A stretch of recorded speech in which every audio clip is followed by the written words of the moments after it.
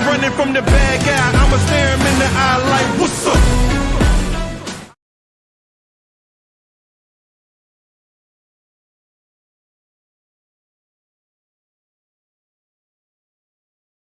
Hello, and welcome back to another episode of My Story, My Strength 365-Day Challenge. This is a platform that I created to make sure that my story was told, and also to help this community understand that healing is not something that happens easily. It's not something that can be done like that. There's a process, there are steps, and I wanted to share this journey with everyone so that they can understand what it really means to heal, and also empower anyone who feels like they are in a position where they can. So today, I want to first start by giving you guys a trigger warning. The following story is deeply emotional and may be especially triggering for those who has experienced childhood trauma and abandonment, parentification, neglect, and emotional isolation, substance abuse in the family, living unhoused as a teen, siblings being separated due to trauma or survival decisions, generational trauma, and unresolved family pain. This episode contains vivid reflections on survivors' painful decision to leave a younger sibling behind during time of chaos and abuse in their family home. While intention was protection, the outcome created lasting trauma, abandonment wounds, and lifelong emotional consequences for all sisters. This content may cause emotional activation or resurfacing of personal trauma for some listeners. Please prioritize your well-being if needed. Pause if needed. Walk away if needed. Ground yourself as necessary, and reach out to someone for safe support. You are not alone. You are deeply valued.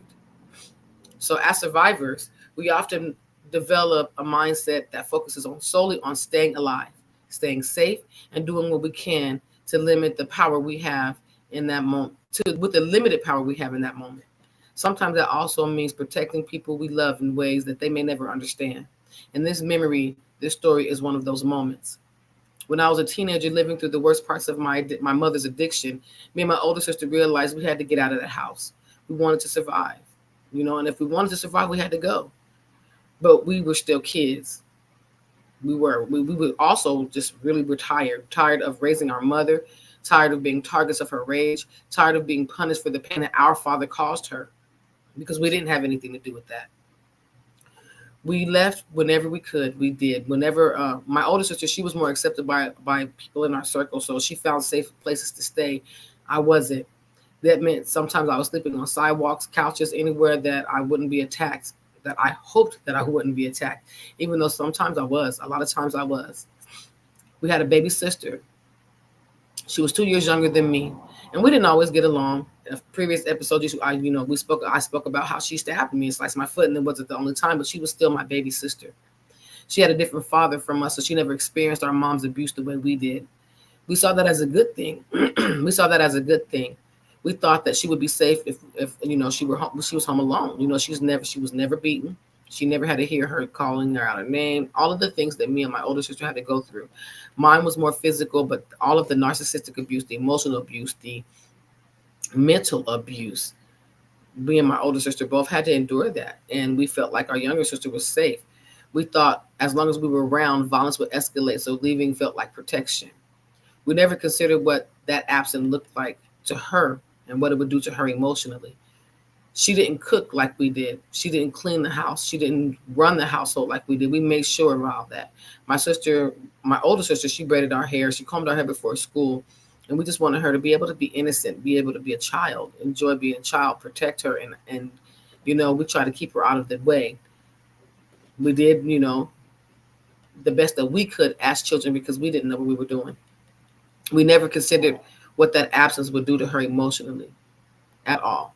And eventually, our older sister, she got accepted in the Job Corps and she moved out of state. I tried, but my mother, she stopped me. I couldn't go to Job Corps, so that's a different story for a different time. She tried to keep me trapped, and I was also stuck in the abusive relationship with my ex. I ended up getting pregnant. I was in the streets. I was just kind of stuck in survival mode, just bouncing around. And we both thought our sister would be okay. My My mom ended up moving out of the house. And my stepdad, who raised us, who was around my sister since she was one, he went into a 6 month rehab program because they were both alcoholics. He was trying to get himself together, and my mom just left. She just left. But they both made sure that the bills were paid in the house. My mom and my stepdad. They made sure that food was always in the home. And then they made sure that she was okay. So we thought she was okay. But years later, my baby sister told me that it wasn't okay. And she expressed to me what she really felt like. She told me about how she was lonely.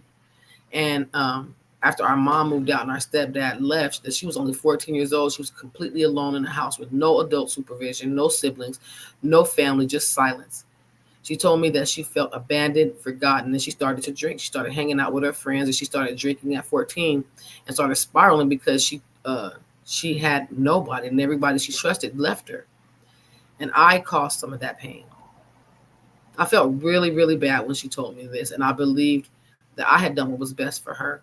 I didn't want her to be around the violence we faced. I didn't want her out there on the streets with me, you know. And she remembered seeing me be beaten. She remembered the emotional abuse. She understood why we left, but she still said it hurt her. It hurt like hell for us to just leave her. She had to teach herself how to cook, clean, and she had to teach herself how to survive.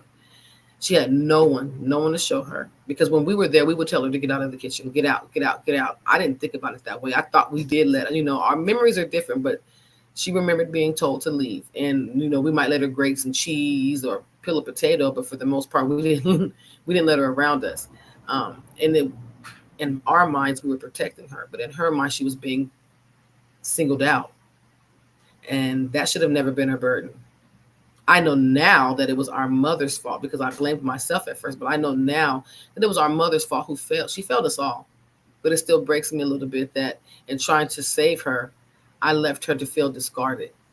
And even now, we're not close. But I do. I love my sister. I love all of my siblings. And I wish that I'd known her better. I wish that I could have protected her from that loneliness.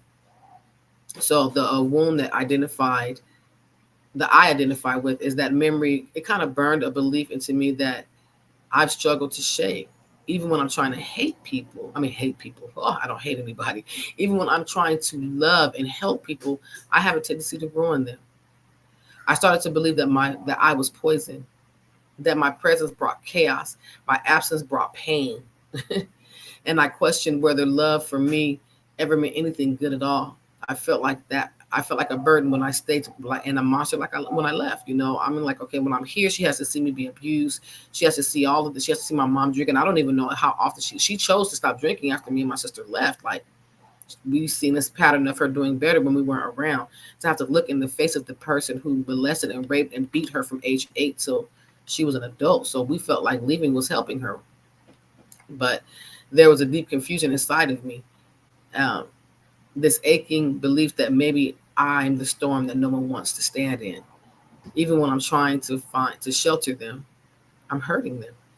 And that belief kept me from fully loving, from fully trusting myself, and from believing that I was worthy of a relationship that lasted. So, reflection question. Have you ever believed that loving someone meant removing yourself from their life? And how did that decision affect you both in the long term? Because I had to learn, and I am learning that just because when you love someone, it's not easy for them when you leave. It's easy for you when you leave. That's taking the pressure off of you to stay in that situation and fight to be with your sister, or well, in our case, with our sister, to help her understand that she is loved. That would have been the best situation, but we were thinking about our safety. I was thinking about my life. I didn't think I thought she would kill me one of these days, and even though she didn't, as an adult, there probably could have been more that we could have done, but that's life. We were kids. So have you ever believed that loving someone meant removing yourself from their life? How did that decision affect both of you long term? Not just you, not just them, but you both. So my negative mindset I had was I hurt everyone I try to protect. My love causes more damage than help. But the reality is what I did wasn't cruelty. I was a child, desperate, and I attempted to protect my sister in a situation that no child should ever be responsible for. That is the reality of the situation. I was forced into a role that I never asked to be, and I had to make choices with limited tools. That wasn't my fault. And it doesn't erase her pain, but it helps me understand my own humanity, and it helps me create a space for compassion, and I hope that she understands that one day too. So the affirmation that I have to live and help me get through this is, I am not the harm. I am the heartbeat of protection that was never taught to be to beat safely. I forgive the child in me who carried the weight of the family. I love her for trying, even when she didn't know how. So here's a my mini session is a coping tool. This is an NLP technique, something that I love, and I haven't shown you guys a lot of, but this is something that I'm specialized in neuro linguistic programming, NLP, and I love this. So this is the purpose of this is to release guilt and rewrite the meaning behind the painful memory. So always, I'm going to ask that you find a safe, quiet space. See, it's not that quiet over here, but I make it work. Close your eyes. Imagine a line stretching from your past to your present. Just a line. Picture yourself standing at this point in your life where you are. Then mentally walk back to the moment where you hurt someone that you loved. In my situation, it would be where I left my sister, and see your younger self. Step into that body. Step into his or her body. Step into the body of your younger self and see the fear, the desperation, and the belief that leaving was protection. Now speak gently to that version of you and say you did what you could with what you knew. So next, you shift the perspective. Imagine being your sister alone, or the person that you hurt. In my situation, it would be my sister. Imagine being the person that you hurt. Imagine them being confused, hurt, in my sister's case, alone, and speak to that person, speak to her or them, and let them know you were never unloved. I didn't know how to show up, but I never stopped caring. I never stopped loving you. You have to tell them that. Even though you are not physically speaking to them, you know your heart. Visualize both versions, your younger self and the younger or the older version of the person you hurt, walking towards each other and them hugging. And in that moment, create emotional closure. You have to allow yourself to heal from that. And you need to open your eyes and breathe, because you are not trapped in that moment anymore. You're not. You have to let go of the hurt, because that hurt was never intentional. So this is my 1 minute empowerment challenge. Today's challenge is to make a verbal declaration of healing in your voice or in a memo app, anything, but you have a piece of paper, whatever. This is not for social media. This is not for anyone else. This is just for you. So you speak your truth. Apologize to the person that you unintentionally hurt. And then you forgive yourself for surviving the only way you knew how. Then finally, you declare what kind of protector you are becoming now. Because would I do that now? No. I would have found a different way. I would have tried. Like, I didn't abandon my kids. I didn't leave them with their donor. And I stayed and I stuck it out.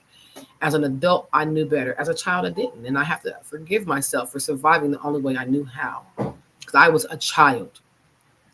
Then listen to it back. Remind yourself. Remember, you guys, you have to remind yourself that you are no longer stuck in a version that made the decision without the tools, the guidance, or support. You now have power. You have a new power. Speak it, hear it, own it. Know that you'll never make those mistakes again. But that's all you can do. That's all you can do. And you have to forgive yourself. So I'm going to now go to our Survivor Spotlight. This is someone that we've seen a lot in the news. In the beginning, we didn't really know her. We knew of her, but she wasn't really. I didn't, at least. I don't know who knew of her. It's Torrei Hart. Torrei Hart was born to create, but for years her light was dimmed beneath the weight of someone else's spotlight. In Philadelphia, she's a Philadelphia native. Torrei was always bold, bright, and unafraid to speak her truth. She pursued a passion for comedy and performance in her early life, attending the same community college as her ex-husband, Kevin Hart, where their love story began. Together, they both built dreams, navigated struggle, and hustled for a future that they would hopefully both share. But as Kevin Hart's career skyrocketed, Tori's dreams were quietly sidelined. She became the mother, the manager, and she became the mother of his children and the manager of their household. She silently supported his dreams and was expected to put her life on hold while she began to fade into the background. What followed was years of emotional abandonment, a slow unraveling of love, replaced with public betrayal, infidelity, and humiliation that unfolded in front of the world. The marriage ended in divorce, but the pain didn't stop there. As Kevin's fame grew, Tori became a national headline, not for her talent, not for her strength, but as the ex-wife left behind. She was labeled bitter, jealous, difficult, all while raising their two children, grieving the loss of a family, and trying to rebuild her life without ever having to lose herself, truly lose herself. Tori has spoken out about this devastating emotional toll of being publicly dismissed and privately neglected. She wasn't just divorced, she was discarded. In interviews and candid videos, she's opened up about how the emotional rejection made her question her worth, her beauty, and her future. But she never allowed the public narrative to define her. Instead, she began writing her own. Tori turned to comedy, not to hide the pain, but to take back the power of her voice. She created her own production company, launched successful ventures in hair care and wellness, and became a bold advocate for Black women reclaiming themselves after abandonment, betrayal, or invisibility. She rebuilt her confidence brick by brick, raising both children with love, faith, and unapologetic dedication to the truth. She didn't fight to get the spotlight back. She fought to become the light in her and live in the lives of others and in the lives of others. I'm sorry. Torrei Hart survived the kind of abandonment that tries to erase you, the kind that tells you you're only valuable in someone else's shadow, the kind that hands you silence and expects you to swallow it with a smile. But Tori didn't shrink. She rose. She rose from the wreckage of betrayal. She rose above the noise that tried to define her. She rose for every woman who's been cast aside and told she's replaceable. Tori turned her pain into presence. She turned rejection into rebirth. She's not just surviving, she's shining. To Torrei Hart. Thank you. Thank you so much for showing us what it looks like to rise when the world watches you fall. Thank you for choosing joy, truth, and wholeness over bitterness and silence. Thank you for being a mirror for every woman who thought her story ended with someone when someone walked away. You showed us that we are never truly abandoned. We're never truly abandoned, especially when it comes to ourselves. You taught us that reclaiming your voice is the most sacred kind of freedom. We see you, we respect you. We see you, first off, we do. You're not invisible. We see you, we respect you, and we honor you so much. Thank you so much. So let's make this healing go global. If this story moved you, if it cracked something in you, or if it made you see your own pain in a new way, don't keep this transformation to yourself. Please don't. Subscribe to Empowered Voices Finding Strength in Survivors and tune in daily for more truth, more healing, and more connection. Tune in every Friday night, 7 p.m. Central Standard Time, and join me in my podcast, Insights of a Survivor, where you'll either hear me in my solo rants. You missed a good one last night. You need to check it out, or have a guest on my show. Every other Friday, you'll hear a guest who shares their journey and story of healing and how their story helped them in a way for them to want to help others, and how messy that story can be.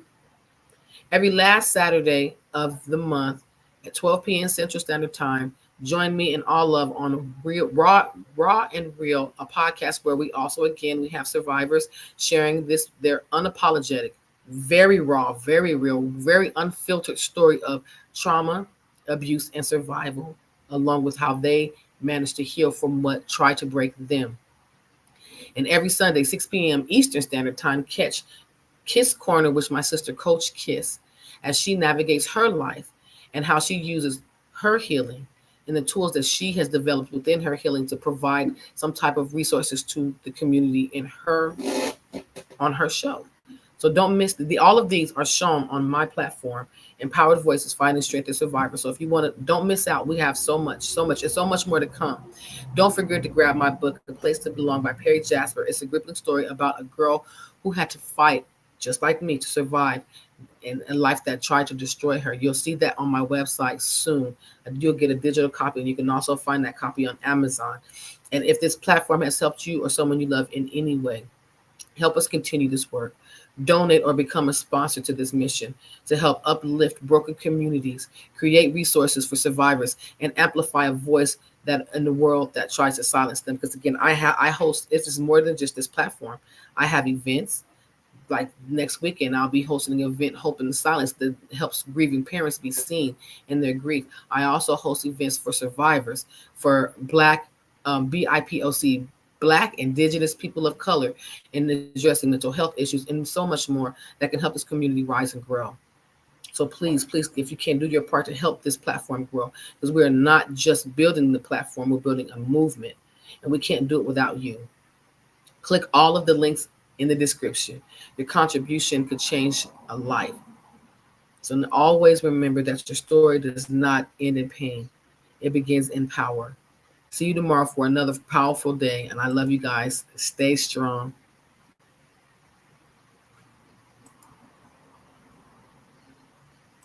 Heard you looking for a hero.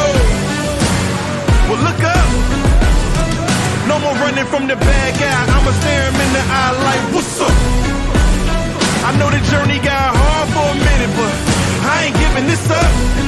Yeah, I got the heart of a champion. If I get knocked down, I keep